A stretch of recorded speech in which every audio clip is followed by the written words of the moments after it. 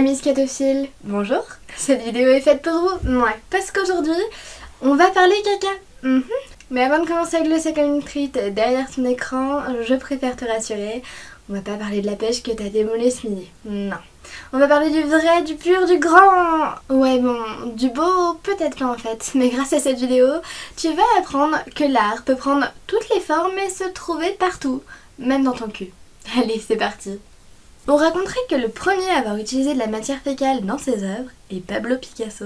Bon, si vous voulez mon avis, il y a bien des hommes néolithiques qui ont dû peindre des cavernes avec leur merde. Mais bon, j'avoue avoir été surprise d'apprendre ça, alors je vous en parle. Du coup, Picasso aurait apparemment utilisé la matière fécale de sa petite fille Maya lorsqu'elle avait 3 ans. D'après lui, les excréments d'un nourrisson de 3 ans ont une texture et une couleur d'ocre unique. Ouais, je suis pas convaincue que son atelier sentait la rose. Mais bon, après tout, avis aux amateurs, n'est-ce pas? Vous l'avez vu dans la miniature et c'est certainement pour en apprendre un petit peu plus dessus que vous avez cliqué sur la vidéo. Alors allons-y, parlons de Piero Montani. C'est en 1961 que Piero Montani réalise 90 boîtes de conserve contenant sa propre merde, disons-le. Dit plus poliment, on parlerait plutôt de matière fécale. Il aurait été influencé par les ready-made de Marcel Duchamp, dont nous parlerons dans un prochain épisode. Faut bien que je vous tease un peu.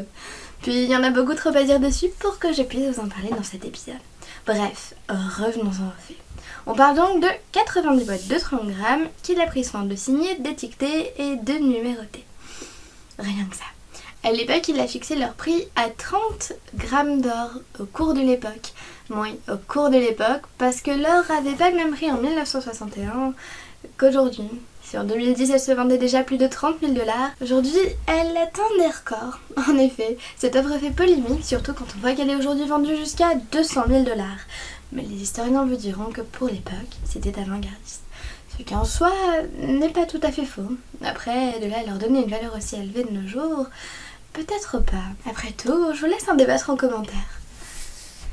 On enchaîne avec une œuvre qui me tenait à cœur. Ce n'est rien d'autre que l'illustre cloaca de Wim Delvoye. Une machine qui date donc de 2000 et qui produit de la matière fécale. Oui. L'expérience va loin, car il existe 10 versions différentes de cette machine. La première fait près de 12 mètres de long et 2 mètres de haut et est composée de cloches de verre qui contiennent différents sucres pancréatiques, bactéries, enzymes, etc. qui permettent la formation d'excréments identiques aux nôtres. Si la première utilise des cloches de verre et des tuyaux, une autre utilise 3 machines à laver et un tunnel de séchage pour produire le même résultat. Une autre encore a été nommée la turbo pour sa digestion rapide. Ouais. Et ça ne s'arrête pas là, parce qu'on a encore la mini qui aurait d'après ses créateurs un petit appétit. Ou encore Personal Cloaca qui semblerait être végétarienne. Ouais, cette machine est végétarienne. Et encore si ce n'était que ça, Wim Delvoye propose aussi ce qu'il appelle le Wim Shop, où il propose des produits dérivés de cloaca.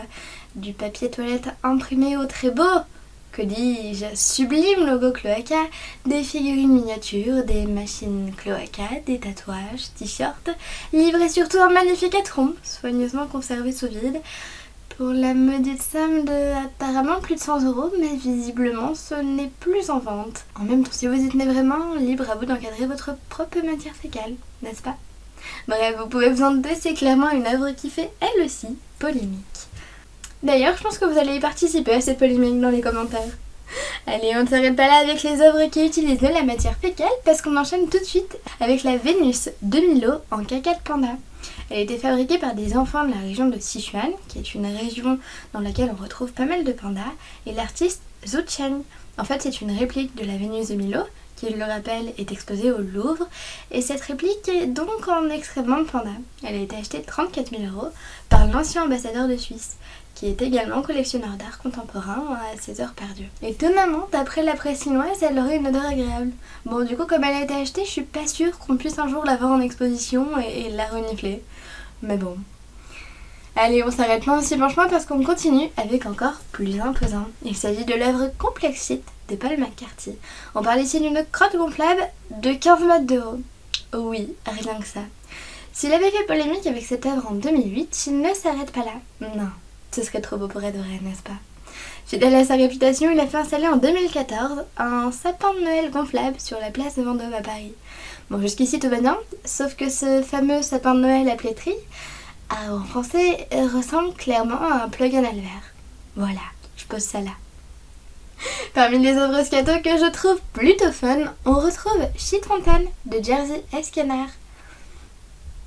Disons qu'il en avait marre de marcher régulièrement dans des crottes de chiens, on comprend.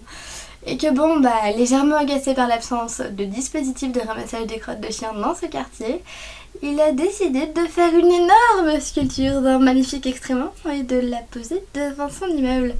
Au moins, il a fait comprendre son mécontentement aux autorités locales. Cette œuvre aurait apparemment fait pas mal de succès auprès des touristes et des jeunes du quartier. Allez, une dernière pour la route que j'apprécie tout particulièrement, il s'agit des œuvres de la Springle Brigade. Depuis 2005, il s'amuse à détourner des crottes de chiens qu'il trouve dans la rue. Faut voir que c'est plutôt fun, image à l'appui. On ne finira pas sur une œuvre d'art, mais plutôt sur une œuvre historique. Je suis tombée dessus en écrivant cette vidéo et j'ai trouvé ça assez surprenant. En fait, il s'agit d'une crotte préhistorique d'1 mètre de long. Bon, ouais, rien que ça. Je sais que j'ai beaucoup répété ça dans cette vidéo, mais j'avoue qu'il y a des trucs qui sont plutôt étonnants. Limite, elle est plus grande que moi. Je crois que je devrais me poser des questions. Bref, passons. Du coup, on appelle les crottes fossilisées préhistoriques des cropeuites. Celle-ci a été retrouvée dans l'état de Washington et serait estimée entre 8 000 et 10 000 $. Mais étonnamment, cette pesant et trou ne viendrait pas d'un dinosaure, car il date de 5 à 33 millions d'années, et à cette époque, les dinosaures avaient déjà disparu. Mais du coup, à qui peut-il bien appartenir ? Sur ce, je vous laisse en débattre dans les commentaires et je vais en profiter pour m'arrêter là-dessus. C'était une première pour moi sur ce format de vidéo, mais c'est un format que j'apprécie particulièrement et qui reviendra souvent sur ma chaîne. Alors si vous avez des petits conseils pour améliorer tout ça, je suis preneuse. Allez, je vous laisse digérer tout ça et je vous invite en attendant à liker et partager cette vidéo si elle vous a plu pour soutenir mon travail. Et si vous en voulez encore, n'hésitez pas à vous abonner et à activer la petite cloche pour ne manquer aucune de mes vidéos. Et psst, tu aimes les jeux vidéo ? N'hésite pas à aller voir ma chaîne secondaire sur laquelle je fais beaucoup de jeux vidéo depuis déjà 2 ans.